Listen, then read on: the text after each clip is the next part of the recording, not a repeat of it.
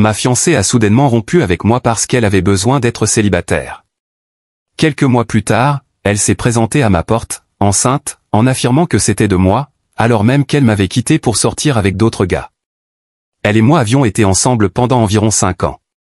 On avait commencé à sortir ensemble au lycée, en première pour moi et en seconde pour elle. Je me souviens encore à quel point j'étais nerveux le jour où je lui ai demandé de sortir avec moi, juste après le cours de chimie. Honnêtement, je croyais qu'on était sur la bonne voie pour construire une vie ensemble, avec le mariage, les enfants, tout ça. On s'était fiancés il y a quelque temps, et tout semblait parfait. J'étais tellement heureux, vraiment, c'était le moment le plus heureux de toute ma vie. On parlait de notre avenir, de l'endroit où on voudrait vivre, du nombre d'enfants qu'on aurait, toutes ces choses que les couples évoquent quand ils pensent qu'ils vont passer leur vie ensemble. On partageait un petit appartement en location, elle terminait son diplôme, et moi, je travaillais à temps plein dans une entreprise où mon oncle m'avait aidé à entrer. Ce n'était pas le job du siècle, mais le salaire était stable et il y avait des avantages, ce qui valait déjà mieux que ce que beaucoup de gens de notre âge avaient. Tous les vendredis, on se faisait un petit rendez-vous, c'était une tradition à laquelle on tenait.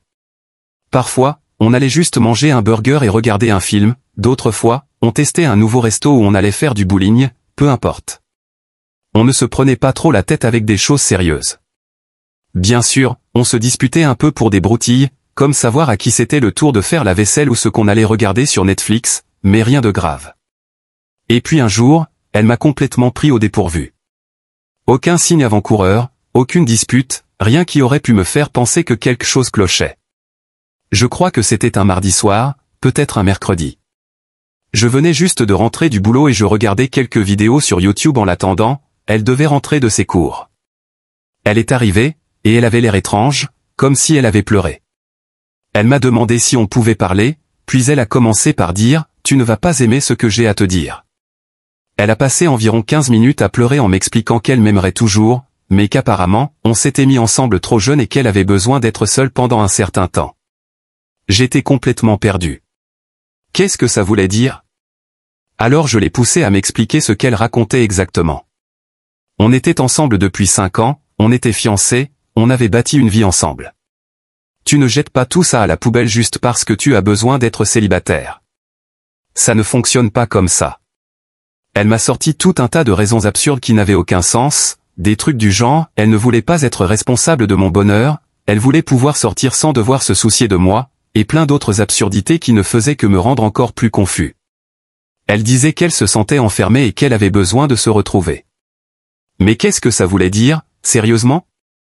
Ce n'est pas une foutue comédie romantique, c'est notre vie. Je lui ai dit qu'elle pouvait très bien faire tout ça tout en restant avec moi, qu'on n'avait pas besoin de se séparer. Je lui ai proposé de lui laisser de l'espace, ou tout ce dont elle avait besoin. J'ai même suggéré qu'on fasse une pause dans les préparatifs du mariage si c'était ça qui la stressait. J'étais désespéré, je cherchais n'importe quelle solution qui ne passait pas par une rupture. Mais rien ne la faisait changer d'avis. Elle secouait simplement la tête en pleurant, répétant qu'elle avait déjà pris sa décision. Et puis, à un moment, j'ai compris. Je lui ai demandé si tout ça, c'était vraiment parce qu'elle voulait sortir avec d'autres gars, rencontrer de nouvelles personnes. Elle a nié qu'il y ait quelqu'un en particulier, mais elle a fini par admettre que oui, c'était plus ou moins ce qu'elle voulait faire. J'étais anéanti. J'ai eu l'impression qu'on m'arrachait le cœur pour le piétiner juste devant moi. Elle a essayé de me dire encore une fois qu'elle m'aimait, et je lui ai juste dit de garder ses conneries pour elle. Et là, elle a eu le culot de me demander si j'allais bien. C'est quoi cette putain de question? Bien sûr que non, je n'allais pas bien. Je lui ai dit que ce n'était plus son problème, puis je suis parti. Cette nuit-là, j'ai roulé pendant des heures juste pour essayer de remettre mes idées en place.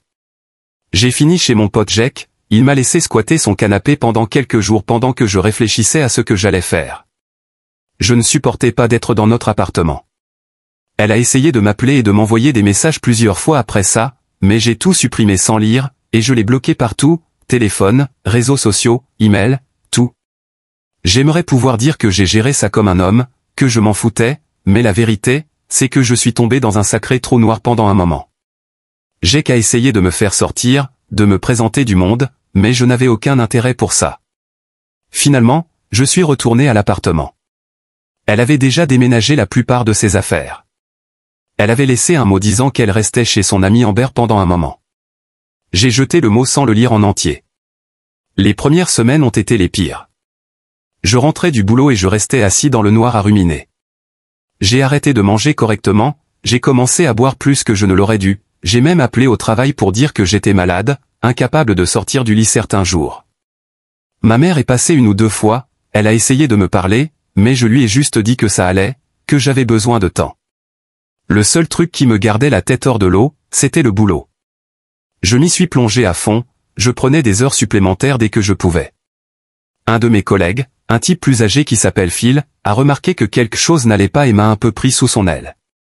Il avait vécu un sale divorce quelques années plus tôt et il me laissait me confier pendant les pauses déjeuner. Il ne m'a jamais donné de conseils bidons, il écoutait, simplement. Et rien que ça m'a aidé plus qu'il ne le saura jamais. Avance rapide, environ 3 mois sans aucun contact. J'allais un peu mieux. Pas génial, mais je fonctionnais. J'avais recommencé à sortir un peu avec Jake et d'autres potes. J'ai même accepté un rencard que mon cousin avait organisé, mais c'était super gênant et je n'étais pas prêt. Et puis, hier, tout a changé. Je rentrais chez moi en voiture quand j'ai remarqué une voiture garée de l'autre côté de la rue. Elle me disait vaguement quelque chose, mais je n'y ai pas trop prêté attention. Et puis elle est sortie de la voiture et s'est dirigée vers moi. Mon premier réflexe, ça a été de l'ignorer et de rentrer chez moi. Je veux dire, qu'est-ce qu'elle pourrait bien avoir à me dire que je voudrais entendre? Mais alors que je marchais vers la porte, elle a crié mon nom. Je me suis retourné et j'ai lâché un « quoi » sec, et c'est là que je l'ai vue. Elle était visiblement enceinte. Je suis resté planté là, incapable de dire quoi que ce soit. Qu'est-ce qu'on est censé dire dans une situation pareille? Elle s'est excusée de débarquer comme ça, mais elle a dit qu'elle essayait de me joindre depuis un moment et qu'elle savait que je l'avais bloquée. Elle avait besoin de me parler. Elle a ajouté qu'elle était déjà passée plusieurs fois chez moi, mais que je n'étais pas là, et qu'elle avait laissé des mots, que j'imagine ont dû s'envoler ou je ne sais quoi, parce que je n'en ai jamais vu aucun. J'étais loin d'être content de la voir, surtout pas enceinte du gosse d'un autre. Après tout ce qu'il s'est passé, je veux dire, elle a rompu avec moi pour être célibataire et sortir avec d'autres gars, et apparemment, elle n'a pas perdu de temps pour faire exactement ça.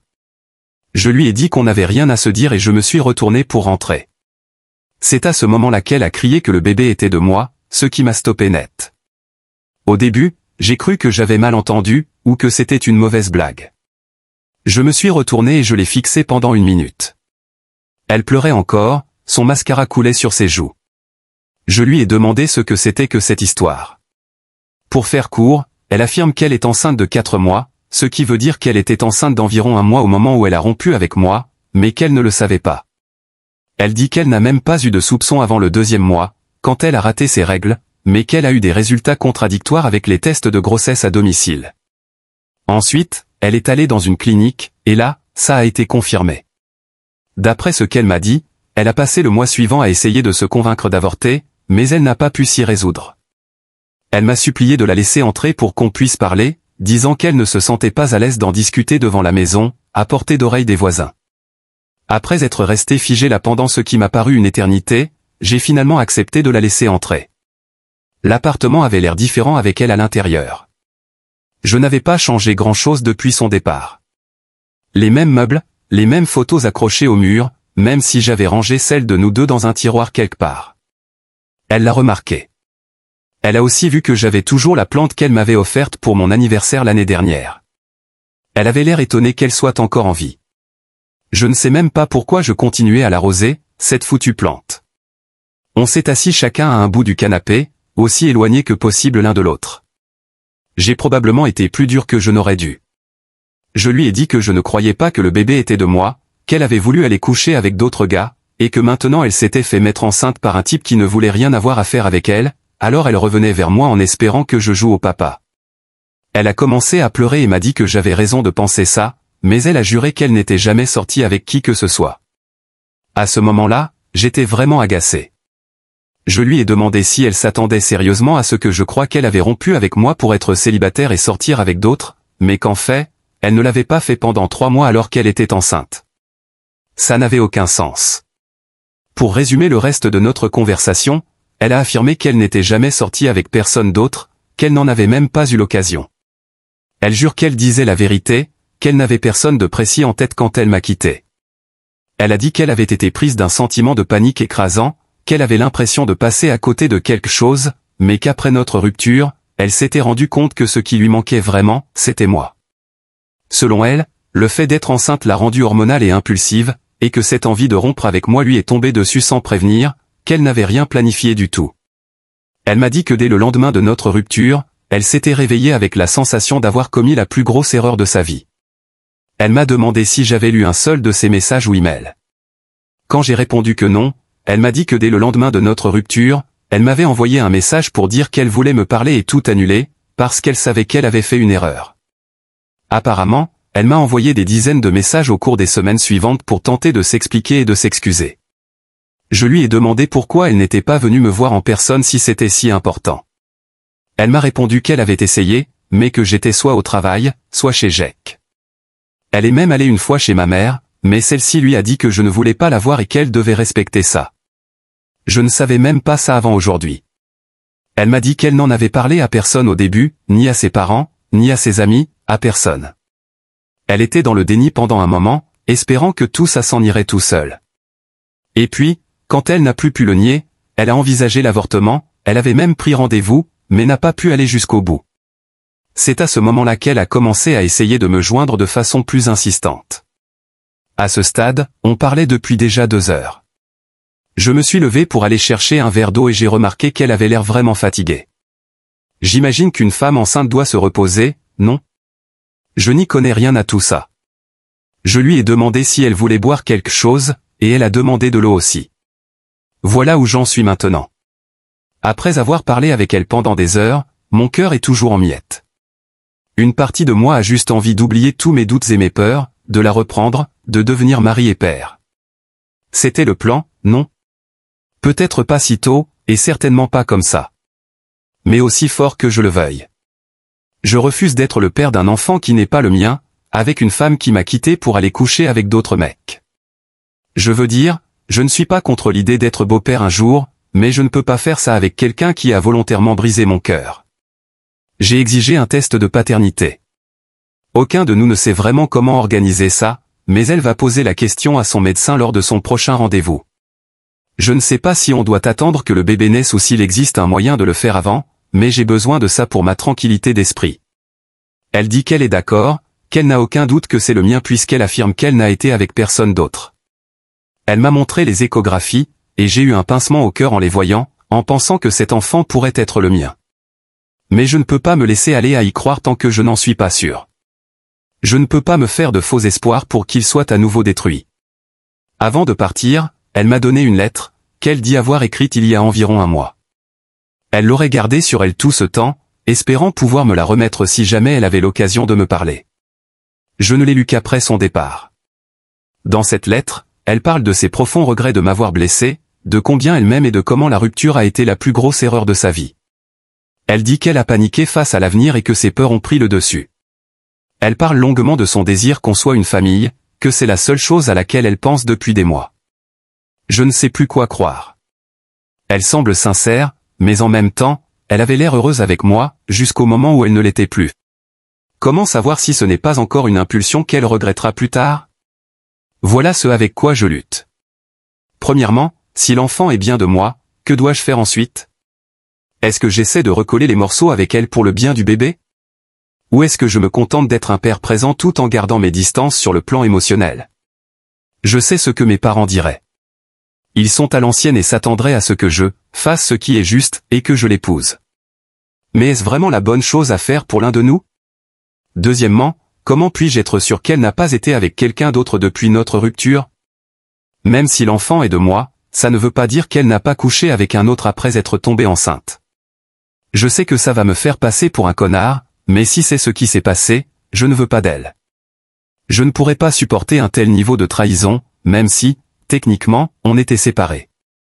Troisièmement, si l'enfant n'est pas de moi, la question est vite réglée. Ce sera un non catégorique. Sans hésiter. Je couperai à nouveau tout contact immédiatement. Elle dit qu'elle est prête à tout pour que ça fonctionne. Elle a proposé qu'on suive une thérapie de couple à ses frais et m'a offert toute la transparence que je souhaite. Elle m'a dit que je pouvais avoir accès à son téléphone, à ses emails, à tout ce qui pourrait me rassurer. Je trouve que c'est un bon signe. Pourquoi proposer ça si elle avait quelque chose à cacher? Je lui ai dit que j'avais besoin de temps pour réfléchir et digérer tout ça. Elle avait l'air déçue, mais elle a compris. Elle m'a laissé son nouveau numéro et son adresse. Elle loge toujours chez Amber. Elle m'a demandé de l'appeler quand je me sentirais prêt à poursuivre la discussion. Son prochain rendez-vous chez le médecin est dans une semaine, et elle aimerait que je sois présent si je peux. J'ai la tête complètement à l'envers en ce moment. Il y a 4 mois, j'aurais été fou de joie à l'idée de devenir père et d'épouser cette femme. Ces sentiments sont toujours là, mais maintenant, ils sont tous mélangés avec la douleur, la blessure et la méfiance. Je n'arrête pas d'osciller entre l'envie de la croire et l'impression que tout ça est une mise en scène bien ficelée ou une tentative de manipulation. J'ai appelé Jake après son départ et je lui ai tout raconté. Il pense que je devrais faire le test de paternité avant de prendre la moindre décision, ce que je comptais déjà faire, mais il m'a aussi mis en garde, ne pas me laisser aspirer à nouveau dans tout ça juste à cause du bébé. Il m'a dit que je devais être sûr de vouloir elle, pas seulement l'idée de fonder une famille. Ma mère n'arrête pas d'appeler, mais je n'ai pas encore répondu. Je ne suis pas prêt à lui raconter tout ça. De toute façon, elle n'a jamais vraiment aimé mon ex. Elle a toujours dit qu'on était devenu trop sérieux trop tôt. Je suppose qu'elle avait raison. Depuis que mon ex est réapparu, je n'arrive plus à dormir. Je ne cesse de penser à ce que ce serait d'être père, à si je serais capable d'être un bon papa. Mon propre père n'était pas souvent là quand j'étais petit, toujours en train de bosser. Je ne veux pas être comme ça. Mais je ne veux pas non plus me forcer à entrer dans une relation qui n'est pas la bonne, simplement à cause d'un enfant. Tous les conseils sont les bienvenus. J'ai l'impression de me noyer. J'ai entendu tout ce que vous avez dit sur la manière dont j'ai géré les choses. Je comprends, j'ai été un connard sur certains aspects. J'étais complètement ignorant de l'impact des hormones de grossesse, mais aujourd'hui j'ai fait des recherches, et je vois à quel point ça peut affecter le mental. D'après ce que je lis, ça peut vraiment vous retourner la tête d'une façon que je n'aurais jamais imaginée. Comprenez que quand j'ai écrit tout ça, je venais tout juste de parler avec elle, et mes émotions étaient à vif, confuses. Je ne voulais pas paraître aussi dur. Pour ceux qui me demandent si je l'ai déjà aimée, oui, bien sûr. Je l'aime de tout mon cœur. Je le sais maintenant, et je le savais hier soir. C'est justement pour ça que c'est si difficile. Si je ne tenais pas à elle, je ne serais pas aussi dévasté. À ceux qui disent que j'aurais dû au moins lire ces messages, vous avez raison. J'aurais probablement dû. Mais à ce moment-là, j'étais trop blessé et trop en colère pour penser clairement. C'était plus facile de tout bloquer. Je me rends compte maintenant que c'était immature. Et pour répondre à la question la plus fréquente, oui, il est apparemment possible de faire un test de paternité avant la naissance. Ils peuvent désormais faire le test avec une prise de sang de la mère, même si c'est cher. On est en train de regarder les options possibles. Je ne peux pas répondre à toutes vos questions parce que je m'apprête à aller lui parler à nouveau. Je ne peux pas laisser tomber ça. On m'a offert une seconde chance avec elle, et c'est tout ce que je veux. Je vais quand même demander un test de paternité, pour ma tranquillité d'esprit. J'espère qu'elle comprendra, même si je sais que ça pourrait la blesser. Je crois que je vais simplement faire un acte de foi et choisir de croire tout ce qu'elle m'a dit au sujet des hormones et du fait qu'elle n'a jamais vraiment voulu rompre. Désolé si j'ai offensé certaines personnes, parce que je suis passé pour un sale con. Cette situation a fait ressortir le pire de moi-même, mais j'essaie de m'améliorer. Je n'arrive pas à croire à quel point ça a explosé. Merci pour tous vos commentaires, même ceux qui m'ont insulté ou traité de tous les noms. J'imagine que je mérite une partie de ça. Beaucoup d'entre vous ont demandé une mise à jour, alors la voici. Je voulais vous dire ce qui s'est passé depuis le week-end. Beaucoup de choses se sont passées, enfin, pas tant que ça en réalité, mais pour moi, ça semble énorme. Après avoir lu vos commentaires et fait quelques recherches, j'ai découvert que les hormones de grossesse peuvent vraiment chambouler l'esprit de certaines personnes, bien plus que ce que j'avais imaginé. J'ai lu des témoignages de femmes ayant pris des décisions complètement folles, fait des changements de personnalité radicaux ou développé des phobies étranges pendant la grossesse. Ça m'a fait comprendre que ce qui s'est passé n'était peut-être pas entièrement de sa faute. Je suis allé à l'appartement où elle loge chez son amie Amber. J'étais hyper nerveux sur la route, je changeais de station radio sans arrêt parce que rien ne sonnait juste. J'ai failli faire demi-tour 2 fois, mais je me suis forcé à continuer. Quand je suis arrivé, Amber a ouvert la porte et avait l'air surprise de me voir. Elle m'a lancé un regard comme si elle hésitait entre me laisser entrer ou me claquer la porte au nez. On s'était toujours bien entendu, Amber et moi, avant tout ça, mais j'imagine qu'elle a été là pour mon ex pendant toute cette période, donc elle est méfiante, c'est normal. Amber a quand même eu la gentillesse de nous laisser seuls pour qu'on puisse discuter longuement. Elle a bien insisté sur le fait qu'elle allait juste au café au coin de la rue et qu'elle serait de retour dans 2 heures. Je crois que c'était sa manière de me faire comprendre de ne pas bouleverser sa copine enceinte. Je vais vous épargner les détails, mais c'était long, douloureux, et rempli de larmes, surtout de ma part, à mon grand embarras. J'ai complètement craqué. Toute apparence de force ou d'indifférence a disparu en quelques minutes. Elle me rend extrêmement vulnérable, et même si je n'aime pas ça, une fois que j'ai tout vidé, je me suis senti 1000 fois mieux. Elle a été patiente, douce et aimante. C'était la fille que j'ai connue toutes ces années. On a parlé de tout, de ce qui s'était passé pendant les 3 mois de séparation. Je lui ai raconté à quel point j'étais dévasté, que je ne comprenais pas pourquoi elle avait tout jeté comme ça. Elle a écouté et n'a cessé de s'excuser, en disant qu'elle n'avait pas de bonne explication, à part le fait qu'elle s'était sentie dépassée et paniquée. De son côté, elle m'a confirmé qu'elle n'était jamais sortie avec qui que ce soit. 2 mecs, qui savaient qu'on n'était plus ensemble, lui ont proposé un rendez-vous. Elle a répondu au premier qu'elle n'était pas prête, et quand le deuxième lui a demandé, elle savait déjà qu'elle était enceinte. Elle m'a montré son téléphone et m'a dit que je pouvais lire tous ses messages si je voulais, mais je n'en ai pas ressenti le besoin. Quelque chose dans sa façon de me parler m'a convaincu. Elle m'a raconté à quel point elle s'était sentie seule ces derniers mois, comment elle pleurait chaque soir en s'endormant, regrettant ce qu'elle avait fait. Elle m'a dit qu'elle passait parfois devant mon travail, espérant m'apercevoir, mais qu'elle n'avait jamais eu le courage d'entrer. Elle avait écrit des dizaines de lettres qu'elle n'a jamais envoyées, parce qu'elle pensait que je ne les lirais pas. La grossesse a été difficile pour elle. Elle a été souvent malade, a dû interrompre ses études un temps. Ses parents étaient furieux au début, mais maintenant ils la soutiennent. Elle ne leur a pas encore dit qu'on se reparlait. Après des heures de conversation, on a fini par tomber dans les bras l'un de l'autre. Entre-temps, Amber avait envoyé un texto disant qu'elle rentrait. Mon ex est donc venu chez moi pour continuer à parler. J'étais nerveux à l'idée de la revoir dans notre ancien appartement, mais ça m'a paru étrangement juste. On est resté éveillé presque toute la nuit à discuter. Elle m'a parlé de ses rendez-vous médicaux, m'a montré d'autres échographies. On a parlé de prénoms, et on est tombé d'accord sur le fait qu'on ne voulait pas connaître le sexe avant la naissance. On a fini par passer tout le week-end ensemble. Honnêtement, je pensais que le sexe pendant la grossesse allait me dégoûter, parce que je n'y avais jamais songé auparavant. Je n'aurais même pas envisagé ça si j'avais eu le moindre doute sur le fait que l'enfant soit de moi. Mais ce n'était pas bizarre du tout, enfin si, un peu, mais dans le bon sens. C'est peut-être ça, la grande leçon de toute cette histoire.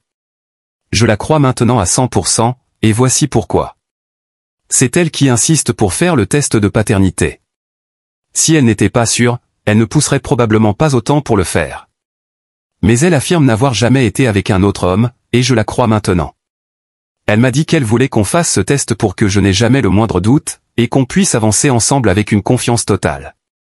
Hier, elle avait un rendez-vous gynécologique programmé, et elle a organisé pour que je l'accompagne. J'étais nerveux à l'idée d'y aller, je n'étais jamais allé à un rendez-vous de ce genre auparavant, je ne savais pas à quoi m'attendre ni si ce serait gênant avec le médecin. Et là, surprise, son médecin est un type qui ne doit pas avoir plus de 35 ans, et c'est le gars le plus cool que j'ai jamais rencontré. Sérieusement, si je l'avais croisé ailleurs qu'au cabinet, il aurait été un vrai pote. Il ne m'a pas pris pour un idiot, il m'a tout expliqué au fur et à mesure. On a fait l'examen, et j'ai pu voir le bébé à l'échographie. C'est à ce moment-là que j'ai vraiment réalisé que j'allais devenir père. Le médecin m'a montré différentes parties, la tête, la colonne vertébrale, les petits bras, les jambes. Il a dit que tout avait l'air sain et normal. Les battements de cœur étaient si rapides, comme un petit tambour. Je ne suis pas du genre émotif, mais là, ça m'a vraiment touché. Après l'examen, le médecin lui a demandé si c'était un bon moment pour avoir la discussion, et elle a répondu oui. Je n'avais aucune idée de ce qui se passait, mais elle m'a expliqué qu'elle voulait qu'il me parle, et que c'était son idée. Elle est sortie, et le médecin et moi avons discuté. Il m'a dit que ma copine lui avait parlé de toute cette situation il y a plus d'1 mois, et même s'il ne pouvait pas me parler de sa condition médicale en détail, il voulait que je connaisse les faits sur les hormones féminines et leur impact pendant la grossesse. Comme je l'ai dit, ce mec est génial. Il m'a tout expliqué de manière simple. Il m'a parlé des énormes bouleversements hormonaux que provoque une grossesse, et de leur influence sur l'humeur, la prise de décision, et même la personnalité. Il a expliqué que ce n'était pas rare que des femmes aient des moments de panique ou prennent des décisions impulsives, surtout en début de grossesse, quand les hormones sont en folie, et qu'elles ne savent même pas encore qu'elles sont enceintes. Il m'a aussi dit qu'elle lui avait reparlé du test de paternité la veille, et qu'ils étaient en train de le mettre en place pour la semaine prochaine. Il a ajouté que, pour notre tranquillité à tous les deux, on devrait aller jusqu'au bout, même si, d'après son historique et le calendrier, il n'avait aucune raison de douter que le bébé soit de moi. Il a aussi pris quelques minutes pour parler de ce que je ressentais, et il m'a même raconté qu'il avait failli se séparer de sa femme à cause de problèmes liés à la grossesse. Il se disputait beaucoup pendant son premier trimestre, et il avait même quitté la maison un moment. Aujourd'hui, ils ont 3 enfants et sont plus heureux que jamais. Il m'a dit que parfois, les périodes les plus dures mènent aux relations les plus solides, si on est prêt à les traverser ensemble. Ce jour-là, je suis reparti avec la certitude absolue que cette relation valait la peine qu'on se batte pour elle. Je pense sincèrement qu'elle a juste traversé une crise, un mélange de frustration, d'hormones et d'émotions, et qu'elle ne comprenait même pas pourquoi elle ressentait tout ça. Ça n'excuse pas ce qui s'est passé, mais ça l'explique, et c'est suffisant pour que je veuille aller de l'avant. Hier, on est allé dîner avec Jake et sa copine. C'était un peu gênant au début. Jake la regardait avec suspicion, mais à la fin de la soirée, l'ambiance était presque normale. À un moment, Jake m'a pris à part et m'a demandé si j'étais vraiment sûr de tout ça. Je lui ai dit que oui, et il m'a répondu qu'il me soutiendrait, peu importe ma décision. J'ai fini de ramener ses affaires chez moi il y a quelques heures. Pas tout, elle garde encore certaines choses chez Amber le temps qu'on s'installe, mais assez pour qu'elle puisse rester ici confortablement. Quand elle sortira du travail ce soir, on commencera notre parcours pour que ça fonctionne. Je ne me précipite pas, parce que l'un ou l'autre peut encore avoir des émotions refoulées dont on n'a même pas conscience, mais j'ai déjà une bague. La même qu'elle m'avait rendue quand on a rompu. Je n'ai jamais pu me résoudre à la rendre. Et si tout se passe bien pendant 1 mois ou 2, je compte bien la redemander en mariage.